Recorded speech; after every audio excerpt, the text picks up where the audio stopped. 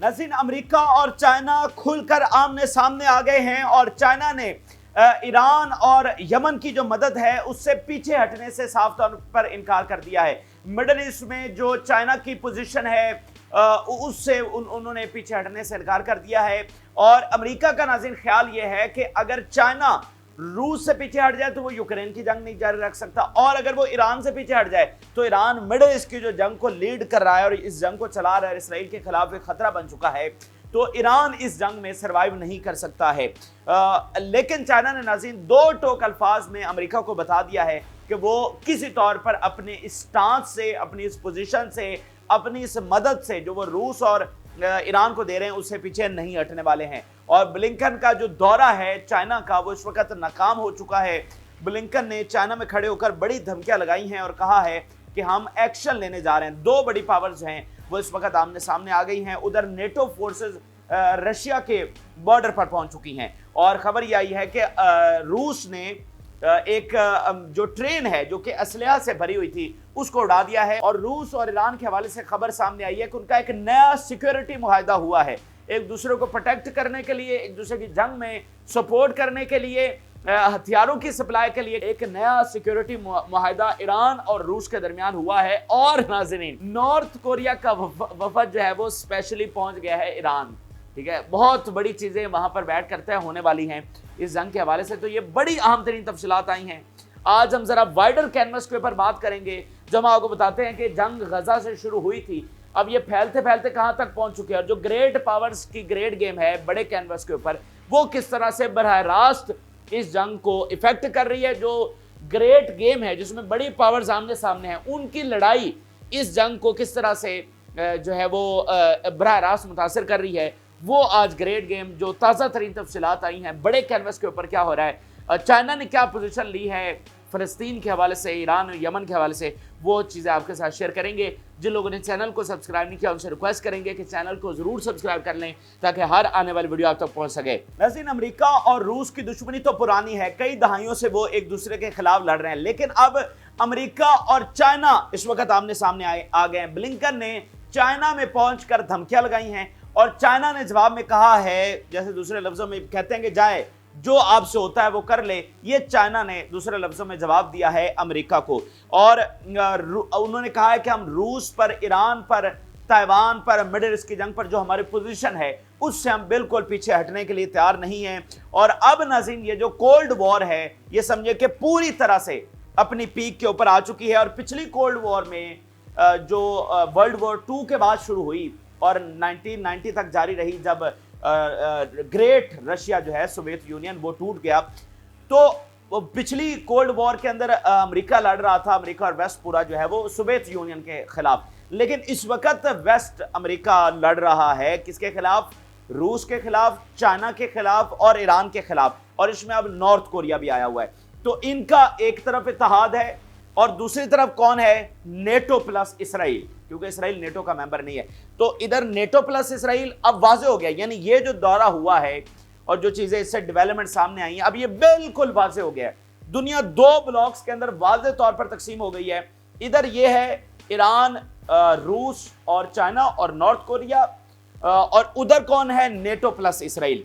अच्छा, तो अब नाज़रीन वो जो ग्रेट गेम जो पर्दे के पीछे जारी थी अब वो दुनिया के सामने खुलकर आ गई है कि अमेरिका के क्या अहदाफ हैं, वो क्या हासिल करना चाहता है, क्योंकि उसने सामने जाकर अपनी डिमांड्स रख दी हैं कि चाइना को कहा कि हम ये करवाना चाहते हैं। यानी वो ग्रेट गेम जो थी वो अब बिल्कुल सामने आ गई है।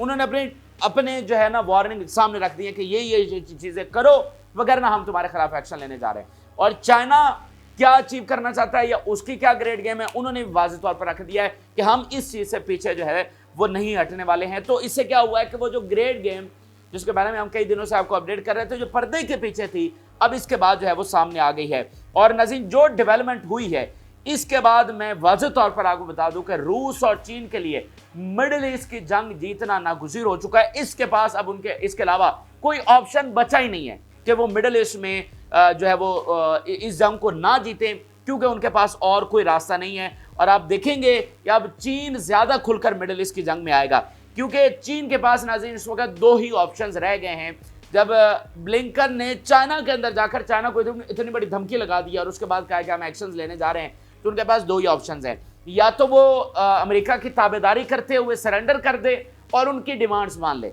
अपनी सोवेरेनिटी को खो दे। और उसमें ये बिल्कुल बात सही है, अगर चाइना पीछे हटता है तो ईरान इस मिडिल ईस्ट जंग में सर्वाइव नहीं कर सकेगा, यानी ये सारी फलस्तीन की जंग ईरान ही लीड कर रहा है ना, और उधर रूस जो है वो यूक्रेन की जंग में उस तरह सर्वाइव नहीं कर सका, ये बात हकीकत है।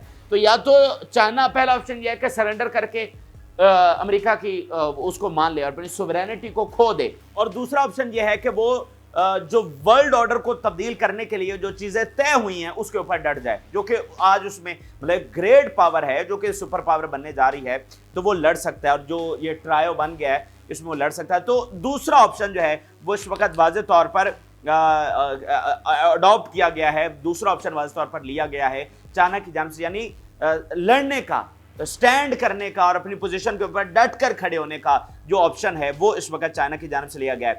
नाज़रीन, इस दौरे से पहले एक्सपर्ट ने जो चीज़ें थी हमने आपके सामने रखी थी कि इस दौरे के बाद दो चीज़ें बड़ी क्लियर हो जाएंगी। इससे या तो कॉपरेशन खुलकर सामने आएगा कि दोनों मुल्क खुलकर एक दूसरे के साथ कॉपरेशन करेंगे, ये दरमियान वाला मामला नहीं होगा, या फिर जो कन्फ्रंटेशन है यानी आमने सामने की जो लड़ाई है, कन्फ्रंटेशन है, वो इसके बाद खुलकर वाज़ेह हो जाएगी। क्योंकि नाज़रीन, जो चाइनीज की सपोर्ट है रूस को और इधर मिडिल ईस्ट के अंदर, उससे क्या है कि अमेरिका अपने जो मतलूबा अहदाफ हैं वो हासिल करने में नाकाम है। यानी अगर यूक्रेन जंग की बात करें तो उसमें जो उनका हदफ था वो चाइना की सपोर्ट के साथ नाकाम हो गया।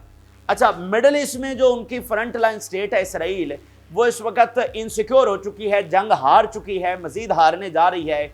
यमन ने जो इतना बड़ा उनको डंट डाल दिया है वो सारा चाइना ही की वजह से हुआ है ना। तो यहां पर भी चाइना की सपोर्ट के साथ उनके जो मतलूबा आदाफ हैं वो हासिल नहीं हो पा रहे। तो अमेरिका ने जो भी करना है अभी करना है, मतलब इतना देखें ना, यूक्रेन की जंग को इतना टाइम हो गया, इधर इसराइल इतना इनसिक्योर हो चुका है, यमन से हार कर कितना बड़ा धब्बा अमेरिका के ऊपर लगाया, अमेरिकी हेजेमनी इस वक्त चैलेंज हो चुकी है, ईरान रोज बरोज ताकतवर हो रहा है। तो जो अमेरिका ने करना है वो उनके लिए अभी करना जरूरी है, यानी उनके लिए अभी चाइना को रोकना, चाहे वो इस तरह धमकियां लगाकर, चाहे वो उसको बाय फोर्स रोकें, ठीक है, वो रोक सकते हैं नहीं रोक सकते वो अलग डिबेट है, लेकिन जो भी उन्होंने करना है वो अभी करना है, अब वो मजीद इसमें डिले नहीं कर सकते। तो इसलिए यह था कि जनाब इससे या तो कॉपरेशन खुलकर सामने आएगा या फिर कन्फ्रंटेशन सामने आएगी। तो इससे कन्फ्रंटेशन जो है वो खुलकर सामने आ गई है। तो जो नाज़रीन ब्लिंकन ने वहां पर खड़े होकर धमकियां लगाई हैं चाइना के अंदर, ठीक है, वो तारीख का हिस्सा रहेंगी। जिस तरह से चाइना ने जवाब दिया है, ये सारे वो जुमले हैं जो एक दूसरे से एक्सचेंज हुए हैं, जो बातें वहां पर हुई हैं, ये तारीख का हिस्सा रहेंगी। तारीख यहाँ से अपना धारा बदल रही है, वर्ल्ड ऑर्डर यहाँ से अब वाज़ेह तौर पर चेंज होता हुआ, यानी उसकी लड़ाई वाज़ेह तौर पर ऑन रिकॉर्ड इस वक्त शुरू हो गई है। और जरा आप देखिएगा कि दो फरीक आपस में किस तरह से बात कर रहे हैं। दो फरीक कौन से? एक सुपर पावर और एक उभरती हुई सुपर पावर, यानी कोई दो फर्द नहीं, कोई दो मुल्क भी नहीं, बल्कि एक सुपर पावर, एक उभरती हुई सुपर पावर आपस में किस तरह से दो टोक बात कर रहे हैं। ये वो चीजें हैं जो तारीख का हिस्सा रहेंगी। जरा मैं आपके सामने रखने जा रहा हूं, बहुत हॉट टॉक इस वक्त हुई हैं, ये मैं आपके सामने रखने जा रहा हूं। नाज़रीन, ब्लिंकन ने जो सबसे पहले चाइना को कहा कि Blinken asked China to deter Iran and its agents. Blinken ने जो सबसे पहले एक धमकी लगाई चाइना को कि एक तो आप ईरान को रोकें एंड इट्स एजेंट्स, और एजेंट्स कौन से हैं? यानी हिजबुल्लाह, यानी कि यमन, यानी कि हमास, यानी कि बाकी पैरामिलिट्री फोर्सेस जो उसने बनाई हैं, ये सारे उसके एजेंट्स वो कहलाते हैं ना, ठीक है, कि भाई आप ही इनको सपोर्ट कर रहे हैं। तो वो चाइना को कह रहे हैं कि आप ईरान को रोकें, और ना सिर्फ ईरान को बल्कि उसको कहेंगे अपने एजेंट्स जो हैं उन सबको भी रोके, जो तमाम एक्सेस ऑफ रेजिस्टेंस है, बेसिकली उनकी बात हो रही है कि उनको भी पूरी तरह से ईरान रोके, उनको फंडिंग बंद करे, उनको असला बंद करे और ये जंग रोके। और उसने कहा कि Blinken said Iran and its agents fuelling middle east conflict. वो कह रहे हैं कि ये जो जंग बढ़ रही है, ये जो जंग फैल रही है, ये किस तरह फैल रही है? ये तो ईरान और उसके एजेंट्स की वजह से फैल रही है। वो जो इज्तिमाई कब्रें निकली हैं उनकी वजह से नहीं फैल रही, वो जो गजा में जो कुछ हुआ, जो कुछ रफा में इसराइल करने जा रहा है उसकी वजह से नहीं फैल रही, वो जो 50,000 शहादतें कर दी उसकी वजह से नहीं फैल रही। क्यों फैल रही है? ईरान एंड इट्स एजेंट्स की वजह से फैल रही है। ठीक है, तो ये जनाब उसने वहां पर स्टांस रखा। यमन के हवाले से ब्लिंकन ने खास तौर पर कहा कि यमन को कहें कि वो अपने अटैक्स रोके और रास्ता क्लियर करे, ठीक है।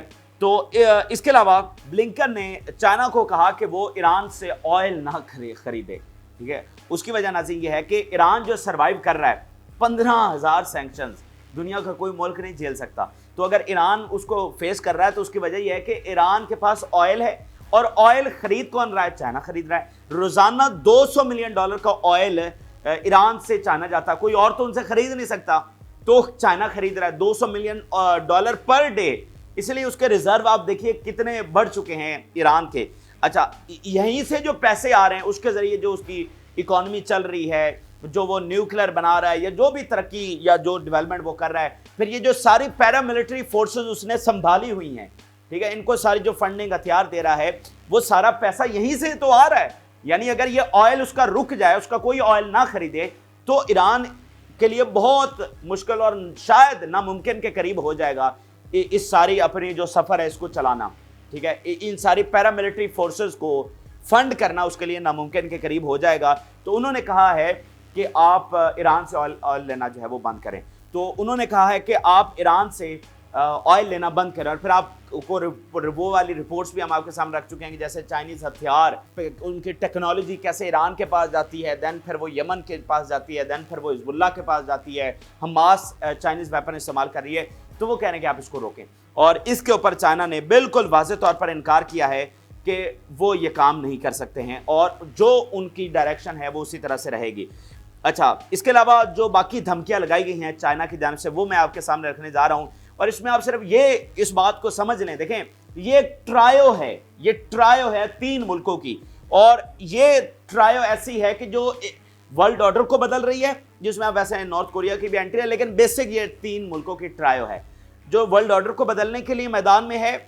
और ये ऐसा इनका इत्तेहाद है कि ये एक दूसरे के ऊपर डिपेंडेंट है, ये एक दूसरे की वजह से सरवाइव कर रहे हैं। अगर इनमें से कोई एक निकल जाता है, कोई एक को नुकसान पहुंचता है और ये ट्रायो टूट जाती है, यानी चाहे रशिया निकल जाए, चाहे चाइना निकल जाए, चाहे ईरान निकल जाए, इनमें से कोई भी मुल्क निकला इस ट्रायो में से, तो ये चेन जो है वो टूट जाएगी। और वो जो सारा वो करना चाह रहा है, मतलब ईरान वर्ल्ड ऑर्डर को बदलना चाह रहा है, आज़ादी फ़लस्तीन, मिडल ईस्ट की जंग, अमरीकी हेजिमनी का खात्मा, वो सारा इसके साथ रुक जाएगा। अगर इन तीनों में से किसी एक को भी वो इस इत्तेहाद में से निकलता है, तो किसी एक को भी नुकसान पहुंचा तो मतलूबा अहदाफ जो है वो हासिल नहीं हो सकेंगे। तो इसीलिए ज़रा आप देखिए कि अमेरिका भी इसी ट्रायो को तोड़ने की पूरी कोशिश कर रहा है।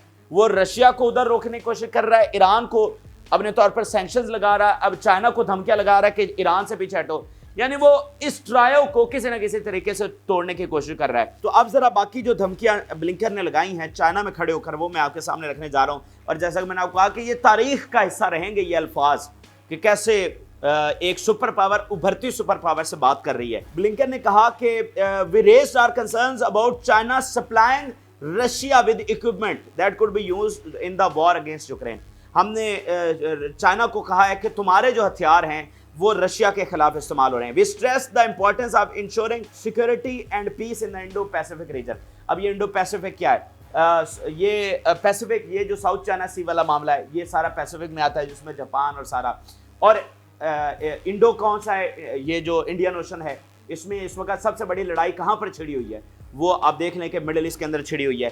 फिर उसने कहा Russia will find it difficult to support its war without China's help. ये ब्लिंकन वाज़ेह तौर पर कह रहा है कि चाइना के बगैर जो है ना रशिया का यूक्रेन वॉर को परसू करना वो नामुमकिन हो जाएगा। We do not aim to disrupt China's development but we will take measures to protect American companies. हम चाइना की डेवलपमेंट को नहीं रोक रहे, ठीक है, लेकिन ये अमेरिकन कंपनीज को हम प्रोटेक्ट करेंगे। और अगली बात जरा सुनिए, we want the Chinese economy to grow according to clear rules. China की इकोनॉमी बढ़े लेकिन क्लियर रूल्स के मुताबिक बढ़े, वो रूल्स जो हम बनाएंगे। आप अंदाजा लगा पा रहे हैं? मतलब सीधा उन्होंने कह दिया है कि ये जो तुम इतना बड़ा बन रहे हो ना, हमारी हेजेमनी को चैलेंज करने की कोशिश कर रहे हो, तो इन रूल्स के ऊपर चलना पड़ेगा। यानी मतलब चाइना की इकोनॉमी बढ़े लेकिन रूल्स के मुताबिक। ये क्या बात हुई? क्या चाइना ये कह रहा है कि अमेरिकी इकोनॉमी बढ़े या बरतानवी इकोनॉमी बढ़े लेकिन रूल्स के मुताबिक? ये क्या बात हुई भाई? उनकी इकोनॉमी है, वो जैसे चाहे मर्जी बढ़ाएं, जैसे तुमने बढ़ाई तुमसे किसी ने पूछा तो तुम क्यों दुनिया के बड़े बन रहे हो और चाइना को कह रहे हो कि नहीं जी रूल्स, और रूल्स क्या हैं कि ठीक है अपना इकोनॉमी बढ़ाए लेकिन हमसे पंगा ना ले, यानी हमारी हेजेमनी को चैलेंज ना करे या हमारी इकोनॉमी को हिट ना करे, ये इतना पावरफुल ना हो जाए कि हमारी इकोनॉमी को, हमारी हेजेमनी को चैलेंज करे। ठीक है ये ग्रेट पावर बन जाए, ठीक है इसकी इकोनॉमी बढ़े, लेकिन हमारी कंपनीज को नुकसान ना हो, हमारी कंपनीज टॉप के ऊपर रहें, हमारी कंपनीज गालिब रहें, हमारी इकोनॉमी गालिब रहे, हमारा इक्तदार जो है वो रहे। ये एक रूल के जरिए यानी हमारे सामने सरेंडर करे, हमारे जो बताए गए रूल्स हैं उसके मुताबिक ये चले, किससे ट्रेड करनी है, किससे नहीं करनी, किससे क्या चीज़ लेनी है, किससे, मतलब एक पूरे हम रूल्स बनाएंगे उसके मुताबिक जो है वो ये चले। और उसके बाद उसने कहा our defence commitments to the Philippines remain strict. वो जो फिलिपाइंस से वो अड्डे ले रहा है, ये वो कह रहा है कि हम उधर स्ट्रिक्ट हैं, हम उधर बनाएंगे अपनी basis. We discussed Beijing's dangerous actions in the South China Sea, कि ये जो चाइना है ये डेंजरस एक्शंस कर रहा है साउथ चाइना सी में। साउथ चाइना सी किसका है? चाइना का है। अमेरिका का इसमें क्या है? कुछ भी नहीं है, ठीक है, लेकिन डेंजरस एक्शंस कौन कर रहा है? चाइना कर रहा है। वो हजारों मील दूर से उठकर अमेरिका आ रहा है, ठीक है, वो कह रहा है ताइवान तुम्हें नहीं लेने देंगे, ठीक है, ये फिलिपाइन पे हम अड्डे बनाएंगे, ये जापान को नेटो का मेंबर बनाएंगे, ये फलाने जजीरे हम कंट्रोल करेंगे, अपने बहरी जहाज, अपने जंगी बेड़े जो हैं वो चाइना के बॉर्डर्स के ऊपर रखेंगे, अपने फौजी चाइना के बॉर्डर के ऊपर रखेंगे। लेकिन डेंजरस एक्शंस कौन कर रहा है? ये तो चाइना कर रहा है। वो चाइना जो पिछले कई दहाइयों से किसी दूसरे मुल्क की सरजमीन के ऊपर हमलावर नहीं हुआ, ठीक है, डेंजरस एक्शंस कौन कर रहा है? चाइना कर रहा है। तो इस तरह की मतलब उन्होंने खुली धमकी लगाई। और जो उसने प्रेस कॉन्फ्रेंस की और उसके आखिरी अल्फाज पता है क्या थे ब्लिंकन के? उसने कहा कि China would have to address these issues. अब ये जो ऊपर मैंने सारी धमकियां आपको बताई इसके बारे में कह रहा है कि China has to address this, और अगर वो एड्रेस नहीं करता वी विल। ये ब्लिंकन ने चाइना में खड़े होकर कहा कि अगर चाइना इसके ऊपर अमल दरामद नहीं कर रहा तो वी विल, यानी हम इनसे करवाएंगे अमल दरामद। ये खुली खुली जो धमकी है वो जनाब ब्लिंकन ने ये लगा दी है वहां पर जाकर। तो अब चाइना का क्या स्टांस है? तो चाइना का वो स्टांस है जैसे आप कहते हैं ना पंजाबी में ठोक बजा के, तो उस तरह का जो रिस्पॉन्स है वो चाइना की जानिब से दिया गया है। एक भी शर्त उनकी नहीं मानी। और मैं आपको कह रहा हूं कि बहुत खारी हुई है ब्लिंकन के इस दौरे के अंदर, बहुत डिसग्रेसफुल उसका दौरा रहा है। एक तो जैसे वो पहुंचा, जिस तरह से उसका इस्तकबाल हुआ, कारपेट तक उसको नहीं दिया गया, कारपेट तक उसको नहीं दिया गया, बहुत ये उसके लिए डिसग्रेसफुल रहा है। और उन्होंने एक रत्ती बराबर, जिसको कहते हैं ना कि रत्ती बराबर डिमांड मानना, उन्होंने पूरी तरह से, उन्होंने कहा ऑयल भी लेंगे, मिडिल ईस्ट के ऊपर जो स्टांस है, फलस्तीन के ऊपर जो स्टांस है वो पूरी तरह से हमारा होगा, रशिया उसके साथ ट्रेड भी करेंगे, उसका ऑयल भी खरीदेंगे, उसके साथ सारे मामलात करेंगे। और सबसे पहले जो चाइना ने बात की, उन्होंने कहा कि we want Palestinian reconciliation and national unity. बड़ी इंपॉर्टेंट बात चाइना ने की। उन्होंने कहा कि सबसे पहले तो हम ये चाहते हैं कि फलस्तीन के अंदर जो रिकंसिलिएशन हो, यानी आपस में वो बैठें, नेशनल यूनिटी हो, यानी सारे फलस्तीनी जो तंजीमें हैं, जो स्टेक होल्डर्स हैं, वो सारे आपस में मुत्तहिद हो जाएं, ठीक है। ये सबसे पहली चीज़ है जो ज़रूरी है, यानी जो अंदरूनी इत्तेहाद है, नेशनल यूनिटी है, वो होना बहुत ज़रूरी है। इसके अलावा उन्होंने कहा कि यानी ये तो उसको धमकियां लगा रहे थे ना, तो चाइना ने कहा कि हम तो अपोज उल्टा कर रहे हैं। जो अमेरिका ने मीडियम रेंज जो मिसाइल यहाँ पर डिप्लॉय किए हैं एशिया के अंदर, ठीक है, यानी एशिया में इस वक्त लड़ाई कहाँ पर हो रही है? मिडिल ईस्ट में ना, जिसको वेस्ट एशिया भी कहते हैं। और जो उन्होंने मिसाइल डिप्लॉय किए हैं वो ईरान को निशाने पर उन्होंने लिया हुआ है। उन्होंने कहा हम तो इसकी मुखालफत करते हैं, आप तो हमसे मनवाने आए हैं। ये जरा आप देखिए, Beijing strongly oppose the US deployment of medium range ballistic missile in the Asia Pacific region। Asia में, वेस्ट एशिया में उन्होंने रखे हैं, यानी मिडिल ईस्ट में, और ईरान को निशाने पर लिया है। और पैसिफिक में, ये पैसिफिक, यही साउथ चाइना सी वाला मामला जो है वो आ गया है। अच्छा, उन्होंने, चाइना ने ना सिर्फ इनकार किया बल्कि उनको कहा कि ये तुम गलत कर रहे हो। वांग यी जो कि फॉरेन मिनिस्टर हैं चाइना के, in his meeting with Blinken that the Asia Pacific region should not become a battlefield for major powers। Asia और पैसिफिक जो है वो मेजर पावर्स का लड़ाई और बैटलफील्ड नहीं होनी चाहिए। अंदाजा लगाइए बात कहां तक पहुंच गई है कि बैटलफील्ड बन चुकी है या सामने नजर आ रही है, तो ही तो वो कह रहा है। क्योंकि चाइना का ओपन स्टांस जो आता है ना, चाइना अपने आप को as a peacemaker, peacekeeper और पीस का जो पैगंबर है ना उसके तौर पर इंट्रोड्यूस दुनिया को करवा रहा है कि अमेरिका जंगे फैलाता है और हम पीस की बात कर रहे हैं। तो वो कह रहे हैं ये जो अब बैटल फील्ड इधर बन गई है ना हमारे दरमियान, ये पहली बार उनकी जानिब से मतलब एक पूरी बैटल फील्ड मेजर पावर्स के दरमियान वो कह रहे हैं कि बन चुकी है, तो वो नहीं बननी चाहिए, ये चाइना बात कर रहा है। अच्छा, फिर उन्होंने कहा Wang Yi told Blinken that Washington should not use Taiwan as a tool to contain China and stop arming it। वो तो इधर धमकियां लगा रहे थे ना, उन्होंने कहा कि ये ताइवान को असलहा देना तुम बंद करो, तुम हमें कह रहे हो उधर रूस को ना दो, फलाने को ना दो, तुम ताइवान को क्यों असलहा दे रहे हो, ठीक है, और इसको एज अ टूल इस्तेमाल करना बंद करो टू कंटेन चाइना। बिल्कुल खुली, जिसको मैंने ठोक बजा के सीधी सीधी उन्होंने बस दो टोक बातें, और चाइना हमेशा दो टोक बात करता है। वो जो स्पेशल रिप्रेजेंटेटिव इस वक्त मिडिल ईस्ट में बैठा हुआ है, उसकी इसराइल से जो मुलाकात है उसमें दो उन्होंने कहा हम फलस्तीन से पीछे नहीं हटेंगे, आज़ादी है फ़लस्तीन ये हमारा दो टोक मौक़िफ़ है, इससे आगे पीछे जो है वो गज़ा को तुम खाली करवा लोगे, इधर करो, इससे पीछे हम किस चीज़ के ऊपर नहीं मानेंगे। दो टोक बात चाइना की जानिब से की जाती है। Wang Yi assured Blinken that Washington has taken endless measures to suppress economy, technology and China। Wang Yi ने ब्लिंकन के मुंह पर कहा कि अमेरिका बहुत इकदामात ले चुका है हमारी इकॉनमी, हमारी टेक्नोलॉजी को सप्रेस करने के लिए, तो हम ये होने नहीं देंगे। वो ट्रायो जो मैंने आपको बताया उसको याद रखें, इनमें से एक भी मुल्क कमज़ोर पड़ा, एक भी मुल्क निकला इस इत्तेहाद से, तो वो फिर पूरे अहदाफ जो हैं फ़लस्तीन की इधर आज़ादी की जंग, मिडल ईस्ट की उधर वो यूक्रेन वाला मामला, वो सबके हाथ से निकल जाएगा। फिर उन्होंने कहा Washington is a hypocrite that helps Kyiv and unjustifiably condemns our normal trade relations with Moscow, कि ये अमेरिका जो है ये मुनाफिक है जो कीव यानी यूक्रेन को असलहा देता है, लेकिन हम जो नॉर्मल ट्रेड रशिया के साथ कर रहे हैं या ईरान के साथ कर रहे हैं उसके ऊपर इसको तकलीफ है। ये तो इसकी मुनाफिकत है कि तुम उधर असलहा दो, ठीक है ना, आंखों में आंखें डालकर बात की गई है कि तुम असलहा दो यूक्रेन को, वो ठीक है, हम रशिया से नॉर्मल ट्रेड भी करें तो वो गलत है। ये कौन सा उसूल हो गया? या तो फिर दो फरीक लड़ रहे हैं, हम दोनों उनको छोड़ देते हैं, हम रशिया को छोड़ते हैं, आप यूक्रेन को छोड़ दें, वो लड़ने दें उन दोनों को। और अगर आप यूक्रेन की सपोर्ट कर रहे हैं या इसराइल की कर रहे हैं तो हम ईरान और रशिया की क्यों ना करें? ये कौन सा कायदा है जो आप हमें पढ़ाने के लिए यहाँ पर आए हुए हैं? फिर प्रेसिडेंट शी के साथ मुलाकात हुई ब्लिंकन की, और प्रेसिडेंट शी ने कहा both sides should stick to their word instead of saying one thing and doing other thing। वो वज़ीर ख़ारिजा उसको मुनाफिक कर रहा है, और जो प्रेसिडेंट है उन्होंने क्या कहा कि हमें अपने अल्फाज के ऊपर जो है ना वो खड़े रहने की ज़रूरत है, ये नहीं कि बातें कुछ और करें और एक्शंस कुछ और करें। तो वो कौन है? चाइना तो ऐसा नहीं करता, कौन करता है वो, ठीक है।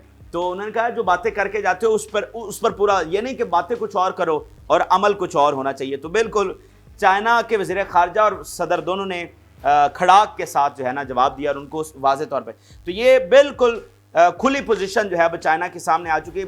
इससे पहले दरमियान में मामला था, लेकिन अब चाइना कहाँ पर स्टैंड करता है इस सारी जंगों के हवाले से वो बिल्कुल सामने आ गया है। अच्छा, अब मैं पहले रूस की पोजीशन भी आपके सामने रख दूं, फिर मैं आपको इसका जो है ना खुलासा बताता हूँ कि अब आगे होने क्या जा रहा है। रशिया और ईरान के दरमियान पहली खबर तो यह है कि उनका सिक्योरिटी मुआहदा हुआ है। सिक्योरिटी मुआहदा, ट्रेड सिक्योरिटी, उसमें क्या है?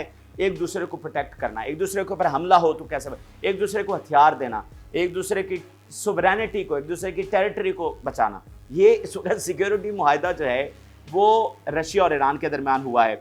जैसे वो तुर्क इंटेलिजेंस की रिपोर्ट सामने आई थी कि जब इसराइल हमला करने वाला था कि अगर इसराइल ने कोई बड़ा हमला किया तो रूस जो है वो S-400 अपना फाल करेगा। तो वो जो तैयारों वाला मामला है, वो जो जदीद एयर डिफेंस देने वाला मामला है, वो भी इस मुआहदे में शामिल हुआ होगा।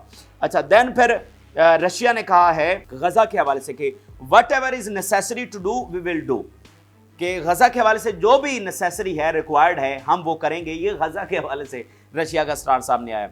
अच्छा, फिर रशिया ने यह बताया है कि उन्होंने एक ट्रेन उड़ा दी है, एक असलहा से भरी ट्रेन उड़ा दी है रशिया ने, जो कि यूक्रेन जा रही थी। अब ये बिल्कुल मैं आपको बता रहा हूँ, ये बहुत खतरनाक मरहले में हम दाखिल हो गए, बहुत खतरनाक।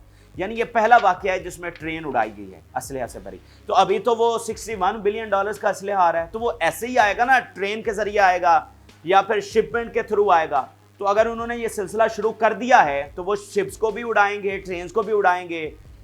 फिर उसकी सिक्योरिटी मेंटेन करने के लिए क्या अमेरिका अपने जहाज़ भेजेगा, क्या करेगा? ये बहुत ख़तरनाक मरहले में इस वक्त हम दाखिल हो गए हैं। फिर खबर ये आई, अमेरिका ने बताया, रशिया ने बताया है कि नेटो फोर्सेस जो हैं वो हमारे बॉर्डर तक पहुंच रही हैं और ये मामला बहुत खतरनाक है। NATO forces are approaching our borders and pose an additional threat to our security. तो ये आप अंदाजा लगाइए ये कितनी खतरनाक बात है कि नेटो फोर्सेस रशिया के बॉर्डर पर हैं, जहां पर एक जंग लगी हो, जहां पर पुतिन कहता है कि न्यूक्लियर जंग हो जाएगी। वहां पर नेटो फोर्सेस क्या कर रही हैं? नेटो फोर्सेस क्या कर रही हैं? घूमने के लिए गई हुई हैं। तो दुनिया वाज़ेह तौर पर एक तीसरी आलमी जंग की तरफ जा रही है। तो ये अब सूरत हाल है कि आलमी पावर्स जो हैं वो खुलकर आमने सामने आ गई हैं। खुलकर किसकी क्या पोजीशन है, किसके क्या गोल्स हैं, वो सामने आ गए हैं। अमेरिका ने चाइना को कहा है कि ये वाली चीज़ें करो, चाइना ने कहा कि हम नहीं करते, तुम ये वाली चीज़ें करो। तो देखें जो सूरत हाल बनती हुई नजर आ रही है, हम अल्टीमेटली एक आलमी जंग की तरफ जा रहे हैं। वो क्यों जा रहे हैं? देखें, रशिया यूक्रेन से पीछे हटेगा? नहीं हटेगा। यूक्रेन से वेस्ट पीछे हटेगा? नहीं हटेगा। चाइना अपनी डिमांड से पीछे हटेगा? नहीं हटेगा। अमेरिका चाइना के हवाले से अपनी डिमांड से पीछे हटेगा? नहीं हटेगा। ईरान क्या मिडिल ईस्ट जंग से पीछे हटेगा और उधर चाइना रशिया क्या हटेंगे? नहीं हटेंगे। तो बात यह, जंगें छिड़ी हैं, मजीद छिड़ने जा रही हैं और दोनों तरफ यानी एक स्ट्रॉन्ग पोजीशन ली, यानी एक्सट्रीम पोजीशन है दोनों की। देखिए ये जंगें तो किसने छिड़वाई हैं? या इधर इसराइल ने छेड़ी, उधर प्रवोक किया गया रशिया को, और रशिया को मजबूरन यूक्रेन में आना पड़ गया कि नेटो का मेंबर बनाने जा रहे थे आप उसको। तो कोई अपनी पोजीशन से पीछे हटने को तैयार नहीं है। और जैसे अमेरिका क्या चाइना को जेर कर सकता है? ठीक है, तो दो बड़ी पावर्स, दुनिया की जो बड़ी पावर्स हैं वो आमने सामने जो आसानी के साथ एक दूसरे को जेर भी नहीं कर सकती। ठीक है, या तो ऐसा होना हो कि एक कमजोर हो तो दूसरा ताकतवर हो, तो वो उससे अपनी बात मनवा ले और मामला खत्म हो जाए। ऐसा भी नहीं है। तो दोनों पावरफुल हैं, दोनों एक दूसरे से आसानी से जेर नहीं कर सकेंगे। तो उसके लिए बड़ा अखाड़ा जो है वो लगेगा। हम एक आलमी जंग की तरफ जा रहे हैं, साल बाद, 2 साल बाद, 3 साल बाद, मैक्सिमम 4-5 साल मैक्सिमम। ये शुरू होने को कल हो शुरू हो जाए, ये हालात हैं, लेकिन मैक्सिमम मैं आपको टाइम दे रहा हूं कि अगर ये बहुत ही स्लो मामला चला तो हम अल्टीमेटली जो है वो आलमी जंग में इस रास्ते के ऊपर जा रहे हैं। और अब कोई रास्ता नहीं है, मतलब अमन की दूर दूर तक कोई गुंजाइश नहीं है, नजर नहीं आ रही। अच्छा, तो जो मिडिल ईस्ट का मामला है, देखें इतना बड़ा थ्रेट किया गया चाइना को। अच्छा, आगे चलकर वो कह रहे हैं कि हम करेंगे, हम एक्शन लेंगे। तो क्या एक्शन लेंगे? फौजियों थोड़ी भेजेंगे चाइना के ऊपर, सैंक्शंस ही लगाएंगे ना। तो एक तो सैंक्शन से दुनिया की इकोनॉमी मुतासर होगी, चाइना पर सैंक्शन लगा के। दूसरा यह है कि भाई चाइना के ऊपर यूरोप में सैंक्शंस लगेंगी, उधर ही लगेंगी ना। तो अब चाइना के लिए ज़रूरी है कि वो मिडिल ईस्ट में अपना गलबा बनाए, और उसके लिए यह है कि यहाँ पर अमेरिका की जो फ्रंट लाइन स्टेट है इसराइल, उसको हराए। तो इस सारे चीज़ के साथ ही यहाँ पर अपने गलबे के साथ ही वो इन सैंक्शंस का सामना कर सकता है। फिर उधर वो दुनिया रह जाएगी, यूरोप और अमेरिका रह जाएंगे, इधर सारी दुनिया चाइना और रशिया और ईरान के पास होगी, यानी मेनली चाइना और रशिया के पास। तो इन सैंक्शंस का सामना करने के लिए, अमेरिकी धमकियों का सामना करने के लिए, अमेरिकी प्लान्स को नाकाम बनाने के लिए चाइना के पास इसके सिवा कोई ऑप्शन नहीं बचा कि वो मिडिल ईस्ट में अपना गलबा बनाए। देखें बरआज़म अफ्रीका में वो बना चुका, साउथ एशिया में बना चुका, साउथ ईस्ट एशिया में वो बना चुका, सारे रीजन में, और सेंट्रल जो एशिया है वहां पर बना चुका। तो बाकी पीछे क्या रह जाता? मिडिल ईस्ट आपका रह जाता है। और दुनिया के इक़्तिदार के लिए मिडिल ईस्ट जरूरी है, यहाँ का ऑयल सप्लाई कंट्रोल करना जरूरी है। तो कोई ऑप्शन नहीं है। तो ये जो सारी डेवलपमेंट हुई है, जो मैंने आपको वन लाइनर बताया था,